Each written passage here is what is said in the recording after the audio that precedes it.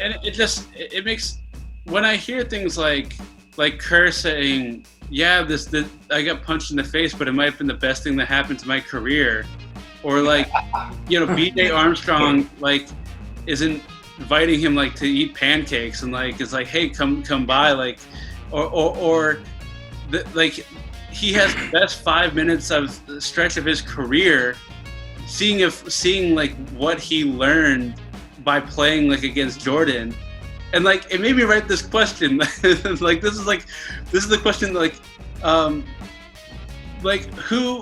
I wish Eric was here because I wish I could get his response. But who here has not benefited from Patricia Miller? Right. Right. Who here has not been like it's only Electron. When I was writing this down, it's like, the fact that he pushed so many people to become better, and so many people like spoke about that. I'm like, yeah, he put us to, like, even one of his teammates was saying like, yeah, we feared him, we were his teammates.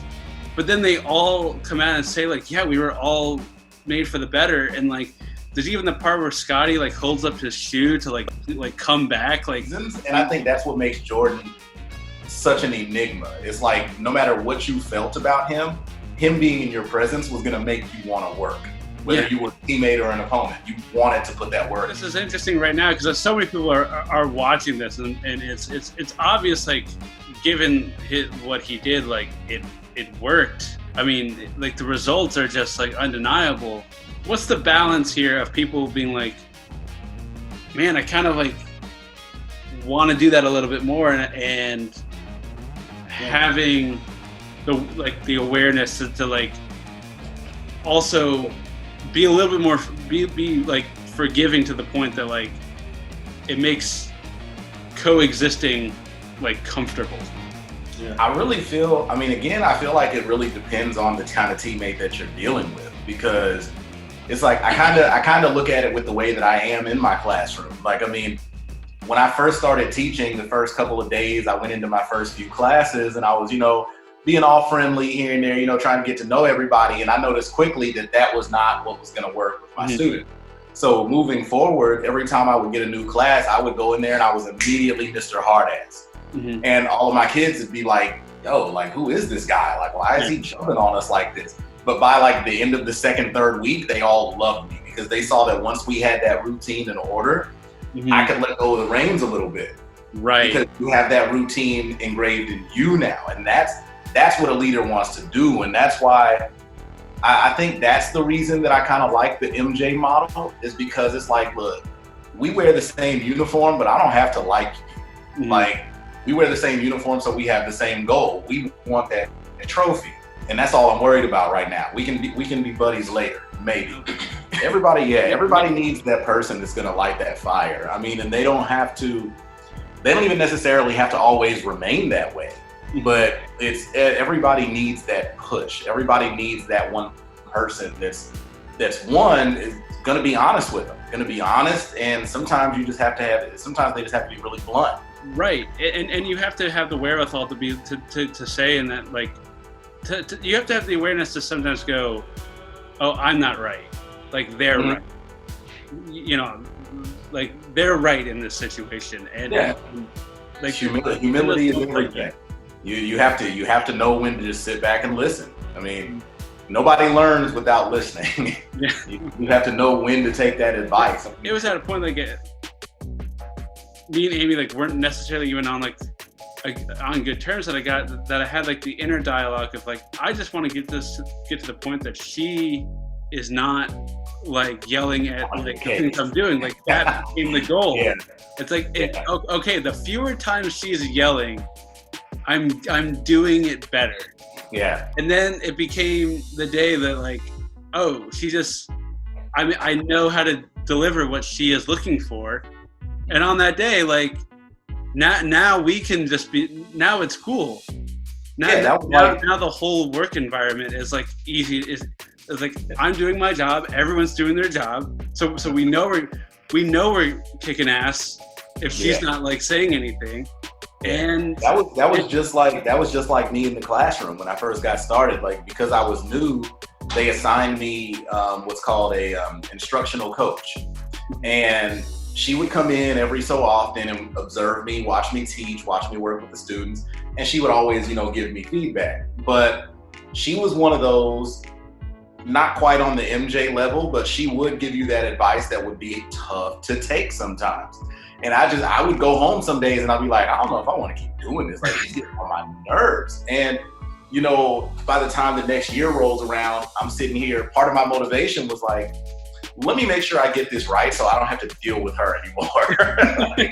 And eventually it got to that point. Like, I'll never forget that day when she comes up to me and she's like, all right, Washington, I'm about to turn you loose. And I'm like, what do you mean? She's like, this is the last time I'm going to observe you. After this, you're good to go. And in my mind, I'm just like jumping for joy.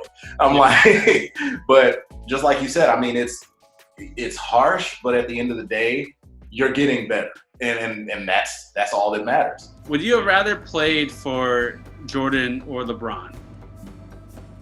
Like as a teammate? Yeah, like which would you rather personally like want to be like a member of like the team with? Dude, man, that's a good question. That's a really good I think question. I think I would I think with LeBron it's a little more cerebral. I don't think he gets the credit for being such a cerebral player. Mm-hmm. Things I've seen with LeBron, like understanding the amount of attention that he creates. Mm-hmm. I think playing with a guy like that understands the game like that and plays a more cerebral game, and he knows how to kind of direct traffic and tell everybody where to be. I don't know. Like with Jordan, I feel like it's a little more confrontational. With LeBron, I think it's more of like a, kind of him kind of leading the way a little bit.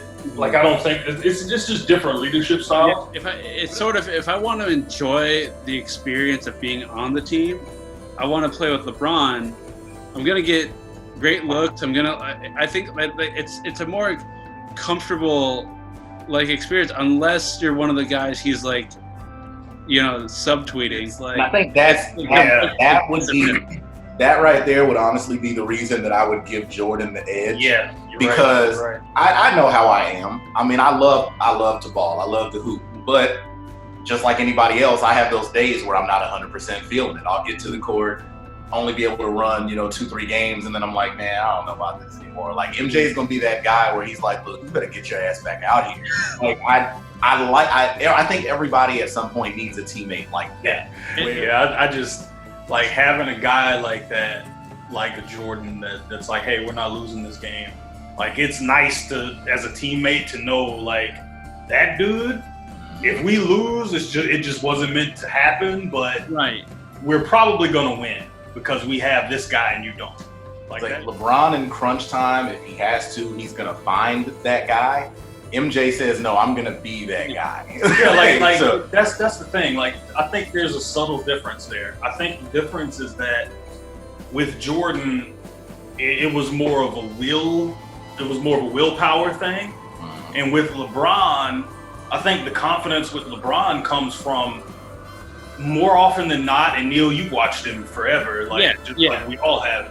Like, there's a confidence with LeBron, there's an assuredness that no matter what, LeBron is going to make the right play. Exactly. And it's not about willpower necessarily. It's about the fact that he's going to make the best basketball play in the moment.